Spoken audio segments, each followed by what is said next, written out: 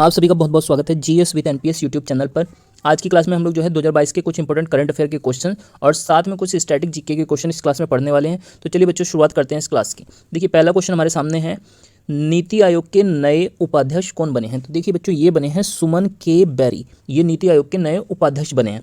बात की जाए अगर नीति आयोग की, तो देखिए नीति आयोग क्या होता है, एक गैर संवैधानिक निकाय होता है। इसकी स्थापना की गई थी बच्चों 1 जनवरी 2015 को। 2015 में इसकी स्थापना हुई थी और नीति आयोग का जो अध्यक्ष होता है वो हमेशा प्रधानमंत्री होता है। और साथ में नीति आयोग के अगर वर्तमान में सीईओ पूछ लिए जाएं तो इनका नाम है बच्चों परमेश्वरन अय्यर। तो इनका भी नाम आप जो है नोट कर सकते हैं। चलिए देखते हैं दूसरा क्वेश्चन। इसमें देखिए पूछा गया है, केंद्रीय सतर्कता आयुक्त हाल ही में कौन बना है। तो ये बने हैं बच्चों सुरेश एन पटेल। ये जो है केंद्रीय सतर्कता आयुक्त के पद पर नियुक्त हुए हैं। हमारा जो तीसरा क्वेश्चन है, अंतर्राष्ट्रीय बुकर पुरस्कार 2022 को किसने जीता है। तो देखिए हाल ही में जो अंतर्राष्ट्रीय बुकर पुरस्कार 2022 को जीता है, इनका नाम है गीतांजलि श्री। इन्होंने जो है बुकर पुरस्कार 2022 जीता है। बुकर पुरस्कार अगर पूछा जाए किस क्षेत्र में देते हैं, तो यह साहित्य के क्षेत्र में दिया जाने वाला एक प्रमुख पुरस्कार होता है। अगला हमारा जो क्वेश्चन है बच्चों चौथा, इसमें पूछा गया है 57वां ज्ञानपीठ पुरस्कार 2022 को किसने जीता है। तो ये पुरस्कार जीता है दामोदर मौजो ने। इन्होंने जो है ज्ञानपीठ पुरस्कार जो है 2022 जीता है। हालांकि ये 2021 का ज्ञानपीठ पुरस्कार है जो 2022 में दिया गया है दामोदर मौजो को। इसके अलावा देखिए ज्ञानपीठ पुरस्कार अगर पूछा जाए किस क्षेत्र में देते हैं, तो ये साहित्य के क्षेत्र में दिया जाने वाला सबसे बड़ा भारतीय पुरस्कार है। अगला जो हमारा क्वेश्चन है, 31वां सरस्वती सम्मान 2022 को किसने जीता है। तो ये पुरस्कार जीता है बच्चों रामदरस मिश्र ने, और यह पुरस्कार भी साहित्य के क्षेत्र में दिया जाता है। देखिए यहाँ पे 2-3 क्वेश्चन हैं जो एग्जाम के लिए इंपॉर्टेंट है, इसको भी आप नोट कर सकते हैं। अगर पूछा जाए पहला सरस्वती सम्मान किसे मिला था, तो देखिए जो सबसे पहला सरस्वती सम्मान जीता है ये हरिवंश राय बच्चन ने जीता है। इनको इनकी जो है रचना मधुशाला के लिए पहला सरस्वती सम्मान दिया गया था। इसके अलावा देखिए अगर पूछा जाए पहला ज्ञानपीठ पुरस्कार किसको मिला है या किसने जीता है, तो ये जीता है बच्चों जी शंकर कुरूप ने। इन्होंने जो है पहला ज्ञानपीठ पुरस्कार जीता है। इसी प्रकार अगर पूछा जाए पहला व्यास पुरस्कार या व्यास सम्मान किसने जीता है, तो इनका नाम है बच्चों राम सेवक शर्मा। इन्होंने जो है सबसे पहला इन्होंने जो है व्यास सम्मान जीता था राम सेवक शर्मा ने। नेक्स्ट हमारा 9th क्वेश्चन है, एबेल पुरस्कार जो गणित के क्षेत्र में दिया जाने वाला सबसे बड़ा पुरस्कार है, इसको किसने जो है हाल ही में जीता है। तो 2022 में ये पुरस्कार दिया गया है डेनिस सुलेवान को। डेनिस सुलेवान को जो है एबेल पुरस्कार 2022 दिया गया। एबेल पुरस्कार को जो है गणित का नोबेल पुरस्कार भी कहते हैं। ये गणित के क्षेत्र में दिया जाने वाला सबसे बड़ा पुरस्कार है। अगला क्वेश्चन है बच्चों 10वां, रामानुजन अवार्ड 2022 किसे मिला है। तो ये मिला है बच्चों नीना गुप्ता को। अगर आपसे पूछा जाए राष्ट्रीय गणित दिवस कब मनाते हैं, तो ये हम मनाते हैं बच्चों 22 दिसंबर को। इस दिन रामानुजन का जन्मदिन होता है।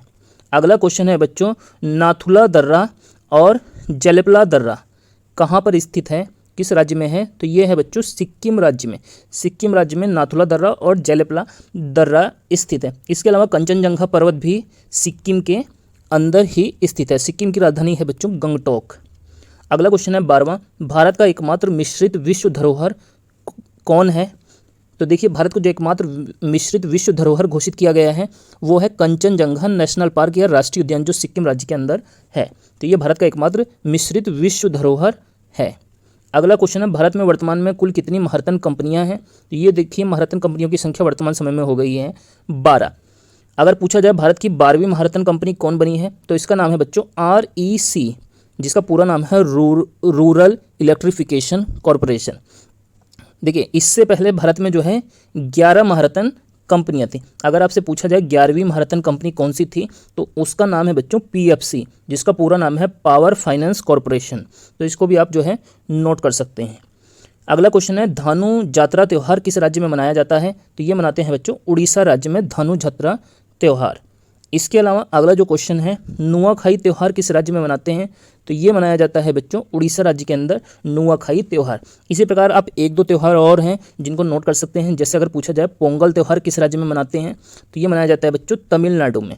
इसी प्रकार अगर पूछे ओणम फेस्टिवल किस राज्य में मनाते हैं, तो ये मनाया जाता है केरल में।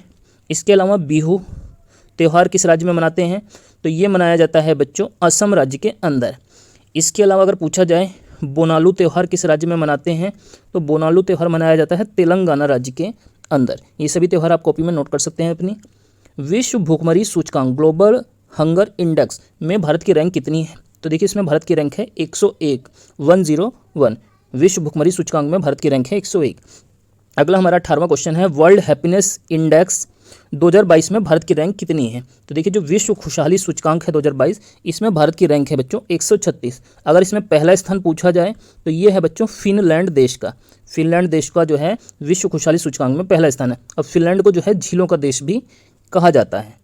अगला क्वेश्चन है 19, हॉकी इंडिया का नया अध्यक्ष कौन बना है? तो ये बने हैं बच्चों दिलीप टर्की। दिलीप टर्की हाल ही में हॉकी इंडिया के नए अध्यक्ष बने। अगर आपसे पूछा जाए पुरुष हॉकी टीम का मुख्य कोच कौन है, तो इनका नाम है बच्चों ग्राहम रीड। ग्राहम रीड जो है पुरुष हॉकी टीम के मुख्य कोच हैं। और हमारा आज का लास्ट क्वेश्चन है बच्चों, भारत का पहला स्वच्छ सुजल प्रदेश कौन बना है? तो ये बना है बच्चों अंडमान व निकोबार। अगर आपसे पूछा जाए अंडमान व निकोबार की राजधानी क्या है, तो अंडमान व निकोबार की राजधानी है बच्चों पोर्ट ब्लेयर। इसके अलावा अंडमान की सबसे ऊंची चोटी अगर पूछ ले तो वो है बच्चों saddle peak. Saddle peak Andaman की सबसे ऊंची चोटी है। इसके अलावा भारत का जो सबसे दक्षिणी बिंदु है इंदिरा पॉइंट, वो भी अंडमान निकोबार के अंदर स्थित है। और इसके साथ में जो है भारत का जो एकमात्र सक्रिय ज्वालामुखी है जिसका नाम है बैरन द्वीप, ये भी जो है अंडमान निकोबार द्वीप समूह के अंदर ही स्थित है। तो ये हमारी आज की करंट अफेयर की क्लास थी। अगर आप लोगों को ये क्लास अच्छी लगी है तो कमेंट करके ज़रूर बताइएगा। और अगर आपको ये क्लास पसंद आई है तो आप जो है वीडियो को जो है लाइक कीजिए, शेयर कीजिए और चैनल को जो है सब्सक्राइब कर लीजिए।